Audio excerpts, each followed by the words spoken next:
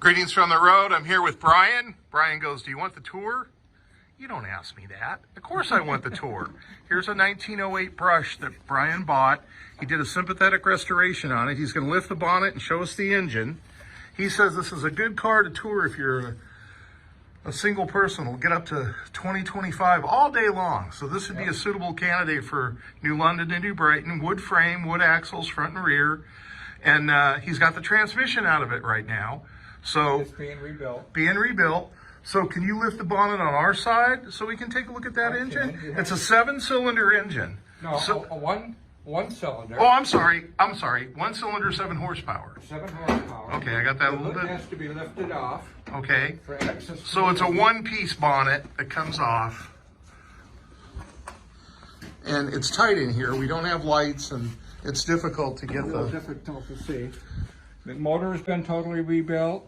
I made a new gas tank for it. This is the gas tank. Okay, that's your fuel cell. Okay. I had a radiator made. The radiator is probably 70% new, and some of the original parts were used. Okay. This is the oil tank.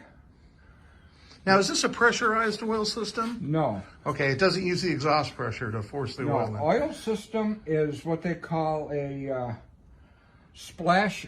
It's a splash type. Okay. A splash type. Similar to a Model T. What it is you have an oil tank here, and it's what they call a partial lost oil system.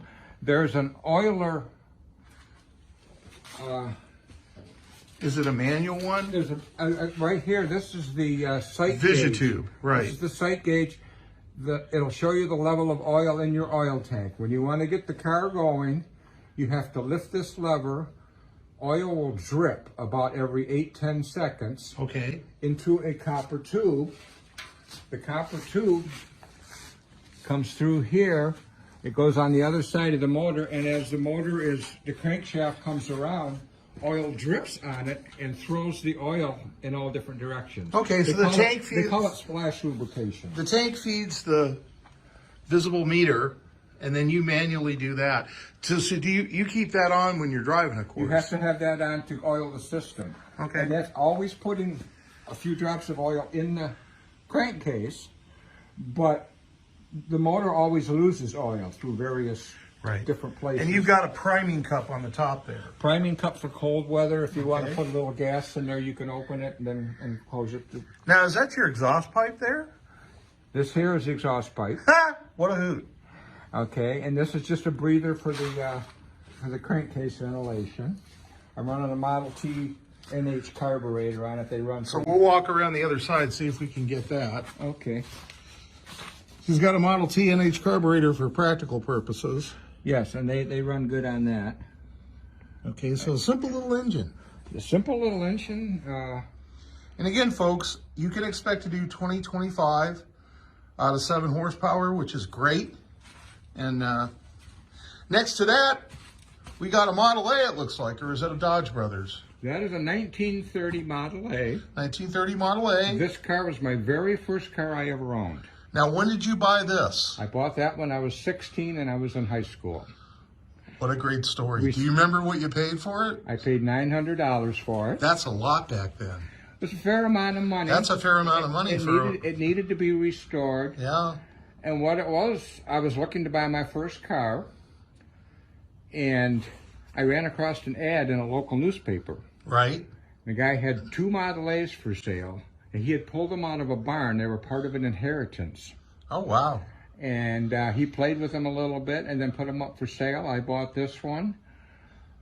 We actually got it running. I drove it home. And 3 months later, I had it completely disassembled in my parents' garage, and I was teaching myself how to do my first restoration. Now, how old were you? 16. Now, what's on the other side of the Model A? There's a 57 Chevy back there. Oh, well, we're not going to go look at that. And that's a 57 Chevy. I need to finish it. That's a California car. Oh, wow. That I bought in Arizona years ago. So there's the back of the A. Here's the back of the brush. Back of the brush. I can... Got a little bit of storage back there. I can show you this. Now, do you tour with this with horseless carriage? I haven't because I've got the trans on. As soon as I get it running, I'm hopefully next year I can start to do a little. Okay, bit. so how long have you had this car for? I've the had brush. this about 7 or 8 years. Okay, and of course you've had the Ace since you were 16. I've had that for over 50 years. Wow. Okay, I'm going to wrap up this video. And then one other. Oh, okay. One thing that's interesting is the tag here. Okay. Michigan didn't issue license plates until 1910. Well, this car is 1908. Michigan issued in 08 this round registration. Now, is this an original one, too? That's car? original for Wow. 1908. I have that tag registered with the state of Michigan. Wow. And I can legally drive the car on that disc. Wow. That's amazing. I looked for a couple years to find an 08 disc and finally found one. All right, folks, that's it. I'm going to get back to what I do. Everybody have a good weekend out there. Remember, drive safe, arrive alive. This is Freighter Jim signing off.